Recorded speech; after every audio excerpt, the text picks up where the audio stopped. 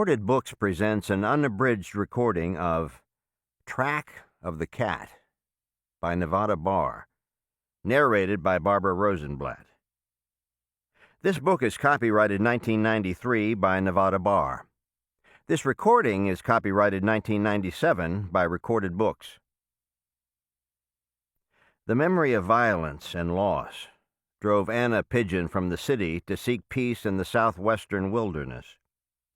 A ranger in America's national parks, she is at one with nature in its serene, unspoiled majesty. And though nature can have a violent side as well, Anna thinks she knows the difference between the savagery found in beast and that found in man. And now, Track of the Cat. Chapter 1. There hadn't been a god for many years. Not the nightgown-clad patriarch of Sunday school coloring books. Not the sensitive young man with the inevitable auburn ringlets Anna had stared through in the stained-glass windows at Mass. Not the many-armed and many-faceted deities of the Bhagavad Gita that she'd worshipped alongside Hashish and Dustin Hoffman in her college days. Even the short but gratifying parade of earth goddesses that had taken her to their ample bosoms in her early 30s had gone, though she remembered them with more kindness than the rest. God was dead.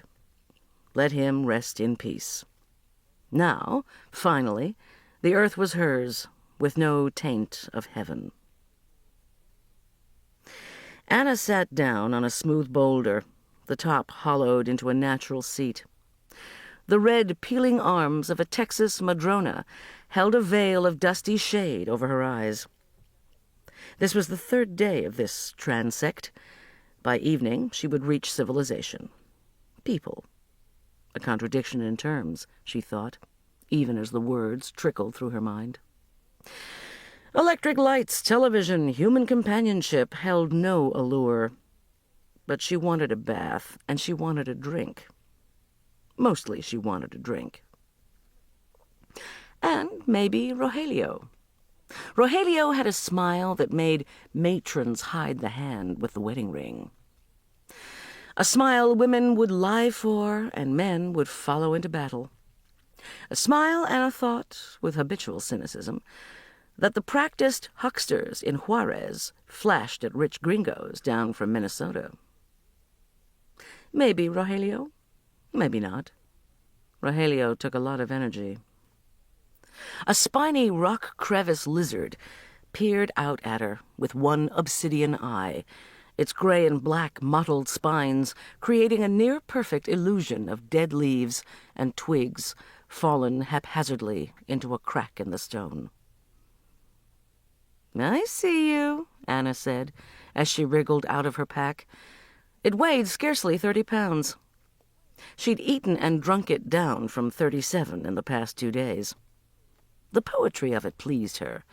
It was part of the order of nature. The more one ate, the easier life got. Diets struck Anna as one of the sourest notes of a spoiled country. Letting the pack roll back, she carefully lowered it to the rock surface. She wasn't careful enough. There was an instant of rustling, and the lizard vanished. "Don't leave on my account," she addressed the seemingly empty crevice. "I'm just passing through." Anna dug a plastic water jug from the side pocket of her backpack and unscrewed the cap. Yellow pulp bobbed to the top. Next time she wouldn't put lemon slices in. The experiment had failed. After a few days, the acid taste grew tiresome. Besides, it gave her a vague feeling of impropriety, as if she were drinking from her finger bowl. Smiling inwardly at the thought, Anna drank. Finger bowls, Manhattan, were miles and years away from her now. Molly and AT&T, her only remaining connections. The water was body temperature, just the way she liked it. Ice water jarred her fillings, chilled her insides. "If it's cold, it had better be beer," she would tell the waitress at Lucy's in Carlsbad. Sometimes she'd get warm water. Sometimes a cold tecate. It depended on who was on shift that day. Either way, Anna drank it. In the high desert of West Texas, moisture was quickly sucked from the soft flesh of unprotected humans. No spines, she thought idly. No waxy green skin. Nothing to keep us from drying up and blowing away. She took another pull at the water and amused herself with the image of tumbling, ass over tea kettle, like a great green and gray. To keep listening to this audiobook, I've left you a link in the description so you can do it, at no cost thanks to Audible's 30-day free trial.